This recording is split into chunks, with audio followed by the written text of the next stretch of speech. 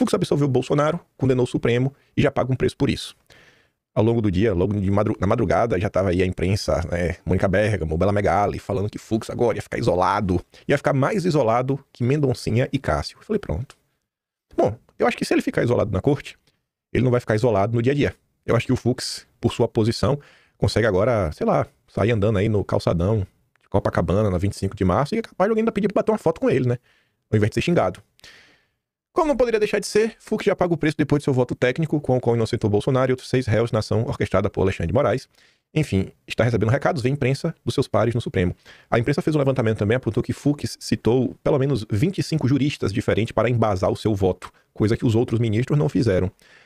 Os ânimos de sempre sopram a jornalistas que ele ficará isolado, que nunca mais será visto como alguém confiável, capaz de fazer parte da construção de consensos dentro da corte, né? Pensando que seria essa construção de consenso. Na medida para os ministros, a avaliação de que, com a sua divergência, talvez possa ter legitimado a operação em curso para colocar o ex-presidente na cadeia, Luiz Fux ousou romper com um consenso, vulgo acordão, que previa que Bolsonaro e seus companheiros seriam condenados por unanimidade na primeira turma do tribunal. O seu voto de 13 horas quase comprometeu o cronograma da condenação anunciado, descaradamente eu diria, né, aos jornais. O ministro absolveu Bolsonaro, condenou o Supremo, submetendo a desmoralização toda a ficção montada para fazer crer que Bolsonaro comandou um plano para dar um golpe de Estado e impedir a posse de Lula.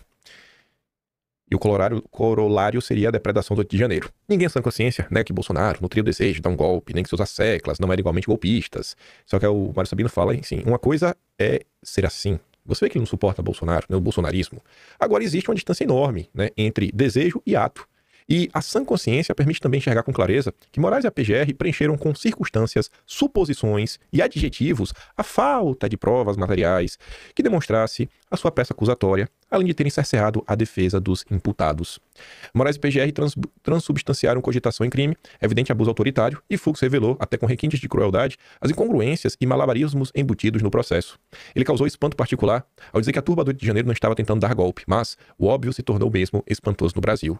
Ao proferir o seu voto com aulas de direito, bastante compreensíveis aos espectadores razoavelmente alfabetizados, o incômodo divergente lançou o ventilador à verdade pestilenta. O Supremo é hoje um tribunal político.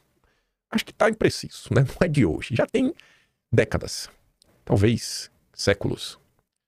Se bem que o nome não era Supremo, né? Mas o judiciário brasileiro sempre foi muito político. E como tal, passa por cima da Constituição de todos os códigos de convívio social por ela emanados para censurar e intimidar os cidadãos e partidos que considera seus adversários.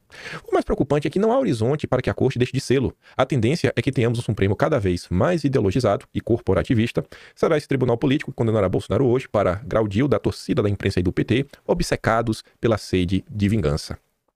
Quem vai trazer umas informações que eu acho que é o grande ponto, e eu acho que isso realmente vai acontecer ao longo dos anos da história, é o Caio Junqueira, lá da CNN, que ele vai falar sobre essa questão, né, como o que Fux vem falar em público, o que todo mundo fala, mas tem medo de expor, porque sabe que não é bacana sair falando contra o Supremo, né? Você pode ser preso no Brasil, você pode ter sua empresa prejudicada.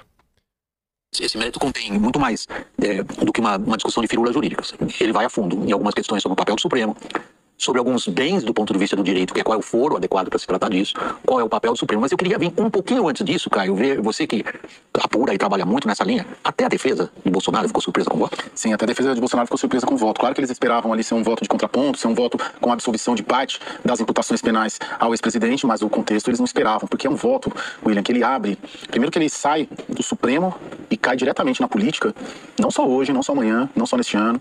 É um voto que ele fica na política brasileira por muito tempo. E no direito brasileiro também.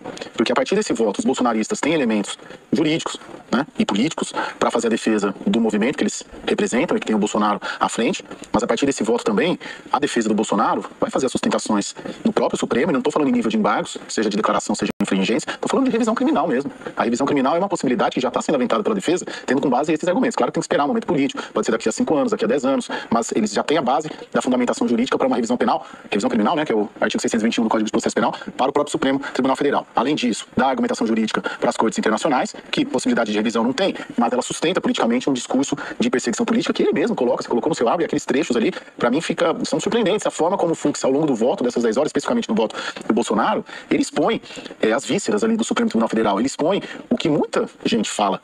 Os empresários, os advogados, os acadêmicos, não falam publicamente, porque todos têm medo do Supremo Tribunal Federal, todos têm medo do Alexandre, todos têm ações lá dos seus clientes, e essas declarações, a gente ouve empresários e advogados falando exatamente isso, só que eles não falam publicamente porque tem lá processos correndo lá no Supremo. Então é um voto que ele vai permanecer. A gente vai ficar falando desse voto por meses e anos. A gente vai ficar falando desse voto por meses e anos. E vai mesmo. Vai passar, não sei quando ele vai falar, ó, lembra lá quando rolou isso. Ontem o que eu mais vi foram pessoas falando, ó, fica aí achando que vocês vão destruir o bolsonarismo. Fica achando que a gente vai descansar. Gente, qual é a chance disso acontecer? Sabe, é umas coisas assim que incomoda a minha inteligência. Nem o PT foi destruído com você sendo preso, mas o bolsonarismo vai ser. O povo tá louco, né? O ex-ministro Marco Aurélio Mello comentou o voto do Fux e falou que o voto do Fux equilibrou o julgamento de Bolsonaro. Acho que mais do que isso, né? Tá sendo até bondoso com os outros colegas. Isso aqui, eu tô cheio de agora pra mostrar hoje. Eu tenho mais 3. Isso aqui é aquela típica coisa, né? Se eu ouvir, vocês também precisam ouvir isso daqui. O senhor falou de uma candidatura do ministro Luiz Fux. O senhor fez esse convite ao ministro já? Não fiz. É que 3 amigos meus me ligaram do Rio de Janeiro. Olha, o Fux, se for candidato aqui, estoura. Fará esse convite, presidente? É verdade. Não, tô falando sério. Ele vai se aposentar daqui 3 anos. Daqui 2 anos. E ele pode ser senador. O senhor falou de uma candidatura. Pronto, senador. Fux, senador. Fux, senador. O cara teve a vida toda, né, no Brasil. Um voto, que mandou bem, né? Condenou uma galera do Rio de Janeiro, mais de 600 pessoas. É um voto. Já pode ser senador pelo PL, pronto. Fux tem cara que é um homem refinado, né, fino, como todos os ministros do Supremo. A próxima vez que vocês forem em Mônaco, Valdemar, você e o Duda Lima, convida ele. Roland Garros, né, convida ele. Valdemar tá tendo essa vida, né, de novo rico, vestindo ternos de 50 mil reais. É um padrão aí que ele começou a ter depois de 2022, né? Depois do ingresso aí de Bolsonaro no partido dele, com esse grande fundo partidário. A Rose diz, né, não é possível que Valdemar falou isso. Aí o Vinícius comenta, se eu ouvir, vocês também